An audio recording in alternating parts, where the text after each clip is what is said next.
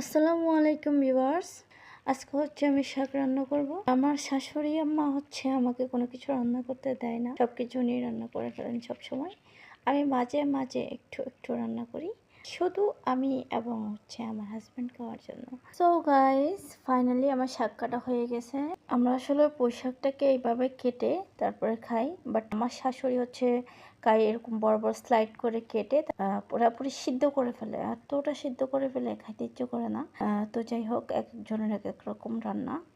আপনারা কে কীরকম করে রান্না করেন অবশ্যই কমেন্ট করে জানাবেন। হ্যাঁ, আমরা যেরকম সেরকম খাবার খাইতে পারি না, কারণ আর সিটেঙ্গা হলে যেরমা খাবার খাইতে না পারে, তারা তো বহুত কিছু ভাষা আছে। বিশেষ করে ভয়ঙ্গার হানা তো সিটেঙ্গার হানা বহুত আলাদা। পেঁয়াজ কেটে নিয়েছি, রসুনগুলোকে ফেটিয়ে নিয়েছি। এখন যাব রান্নার ফাইনাল লুকটা আপনাদেরকে দেখাবো আমার জামাইকে দিয়ে।